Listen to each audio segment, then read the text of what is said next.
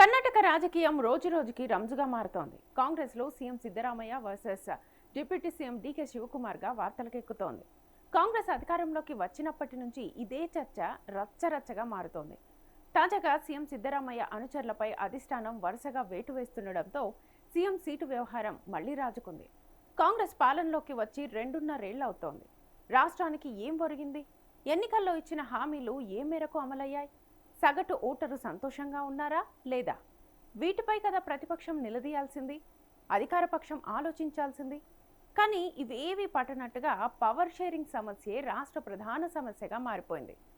CM Siddaramaiah seat దిగుతారా, దించుతారా? Deputy CM DK Shivakumar కుర్చీ కోసం ఎదురు చూస్తారా, లాగేస్తారా? ఇంతకు కర్ణాటకలో ఏం జరుగుతోంది?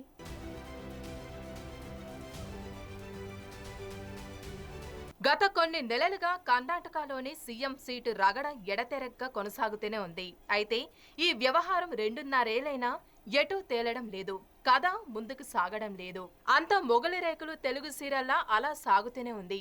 అతి కష్టం మీద కర్ణాటకలో అధికారంలోకి వచ్చిన కాంగ్రెస్ పార్టీ కేవలం ఈ గొడవల వల్లే జనాల దృష్టిలో పల్చన అవుతుంది.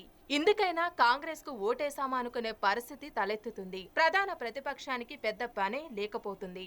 ఎందుకంటే కాంగ్రెస్ లోనే 2 పక్షాలుగా చీలిపోయిన సీఎం సీటు కోసం కొట్టుకుంటూ ఉన్నప్పుడు ఇక ప్రత్యేకించి కాంగ్రెస్ పార్టీని, ప్రభుత్వాన్ని ఎండగట్టాల్సిన అవసరమే లేకపోయింది.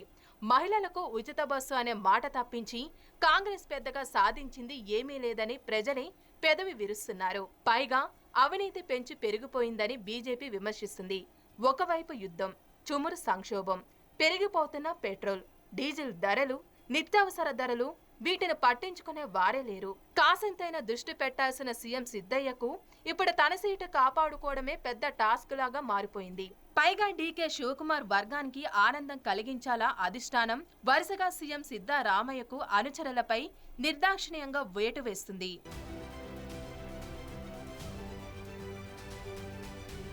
CM Siddaramaiah, deputy CM DK Shivakumar శిబిరంలో వ్యూహం ప్రతివ్యూహాలు జోరుగా సాగుతున్నాయి. ఇరు వర్గాల ఆధిపత్యం కోసం ఎత్తులు పై ఎత్తులు వేసుకోవడంలో బిజీగా మారిపోయారు. ఈ క్రమంలో సీఎం సిద్ధరామయ్య సన్నిహితుల పదవులు కోల్పోయేలా డీకే శివకుమార్ శిబిరం చేయగలిగిందన్న ప్రచారం విస్తృతంగా వినిపిస్తుంది. వరుసగా ఎదురు దెబ్బలు తగలడంతో సీఎం సిద్ధరామయ్య డైలమాలో పడిపోయి నోరు మెదపడం లేదు. నిస్సాయంగా చేతులెత్తేశారు. సీఎం సన్నిహితుడు మంత్రి కెఎన్ రాజన్నపై తొలివేటు పడింది. మంత్రి రాహుల్ గాంధీపై నోరు జారడంతో ఆయనున్న వెంటనే పదవి నుండి తొలగించారు. అలాగే రావణ గారి ఉప ఎన్నికల తిరుగుబాటు అభ్యర్థికి మద్దతిచ్చారన్న ఆరోపణపై సీఎం రాజకీయ కార్యదర్శి నజీర్ అహ్మద్ ను కూడా సస్పెండ్ చేశారు. అంతేకాదు మైనారిటీ నేత అబ్దుల్ జర్బాన్ ను పదవి నుంచి తొలగించడమే కాకుండా పార్టీ నుంచి కూడా వెళ్లగొట్టారు. ఇంతటితో కథ ముగిసిపోలేదు. బెంగళూరుకి చెందిన మరొక మంత్రిని కూడా త్వరలో తొలగిస్తారన్న ప్రచారం జోరుగా సాగుతుంది. ఈ ఎదురు దెబ్బలతో సిద్ధరామయ్య శిబిరం విలువలాడిపోయింది. ఏమీ చేయడానికి వీలులేక సిద్ధరామయ్య మౌనం వ్యవహరించడంతో సమస్య మరింత క్లిష్టంగా మారిపోయింది.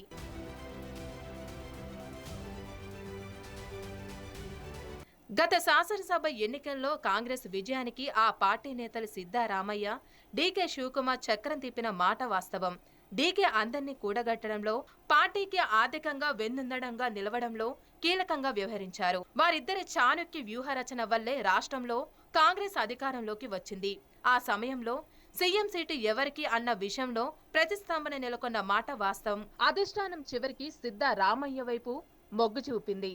కారణం, ఎంపీ ఎన్నికల్లో చక్రం తిప్పిన అత్యధిక కాంగ్రెస్ ఎంపీలను ఢిల్లీకి పంపిస్తానని సిద్ధరామయ్య చెప్పడమే, అప్పట్లో కేంద్రంలో అధికారంలోకి రావడమే ఏకైక లక్ష్యం కాబట్టి కాంగ్రెస్ కాదనలేక సీఎం కుర్చీని సిద్ధరామయ్యకు కట్టుబెట్టింది.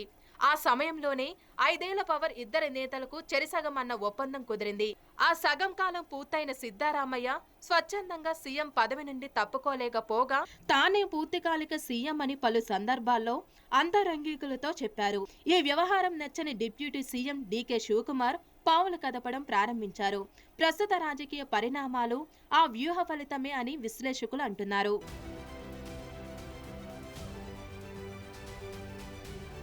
కాంగ్రెస్ పార్టీ ఇద్దరు ఎమ్మెల్సీపై క్రమశిక్షణ చర్యలు తీసుకోవడం పెద్ద చర్చకే దారితీసింది.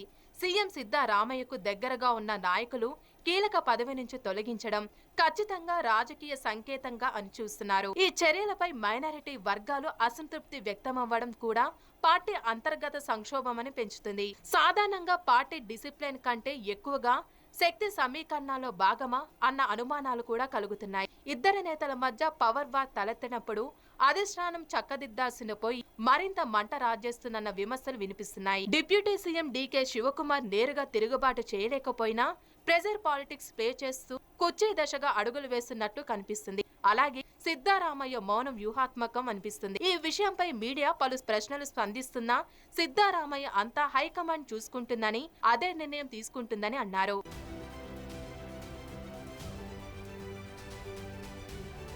సీఎం సిద్ధారామయ్య ప్రస్తుతం సైలెంట్ కౌంటర్ స్ట్రాటజీలో ఉన్నారని పలువురు భావిస్తున్నారు. అయితే అసలు గేమ్ ఎక్కడ జరుగుతుంది? బెంగళూరులోనా అంటే కాదు, ఢిల్లీలోనే అనాల్సి వస్తుంది. కాంగ్రెస్ హైకమాండ్ నిర్ణయమే కీలకం కాబట్టి ఇరు వర్గాల ఎమ్మెల్యేలు మద్దతు చూపిస్తూ బల ప్రదర్శన చేస్తే హైకమాండ్ పై ఒత్తిడి పెంచుతున్నారన్న అనుమానాలు లేకపోవడం లేదు. ఎన్ని వివాదాలు రాజుకున్నా కాంగ్రెస్ లో ఢిల్లీ అధిష్టానమే చివరి మాట అవుతుందని జగమెరిగిన సత్యం. అందుకే ఈ పవర్ షేరింగ్ తుఫాన్ను ఏ తీవ్రంగా మారినా అధిష్టానం పరిస్థితి తన కంట్రోల్లోనే ఉంచుకునేందుకు కసరత్తు చేస్తుంది. ఈ సమస్యను ఇద్దరి నేతలు తామే చర్చించుకొని సామరస్యంగా పరిష్కరించుకోవాలని అధిష్టానం తెలిపినా మరొక వైపు తన వంతు వ్యూహాలు రచిస్తుంది. మొత్తానికి పవర్ షేరింగ్ అవుతుందో లేదో తెలియదు, కానీ కర్ణాటకలో విందు రాజకీయాలు మాత్రం చాలా మందికి ఉచిత వినోదాన్ని పంచుతున్నాయి. ఇంకా ఖచ్చితంగా చెప్పాలంటే సిద్ధరామయ్య సీఎం సీటు ఇప్పుడే ప్రమాదంలో లేదు, అలాగని సురక్షితం కూడా కాదు. కర్ణాటక కాంగ్రెస్లో జరుగుతోంది సాధారణ అంతర్గత విభేదం కాదు, ఇది ఒక time bound power transition fight. Siddaramaiah ప్రస్తుతం అధికారంలో ఉన్న నాయకుడు, డీకే శివకుమార్ అవకాశం కోసం ఎదురు చూస్తున్న వారసుడు. తుది నిర్ణయం మాత్రం ఢిల్లీ పెద్దలదే.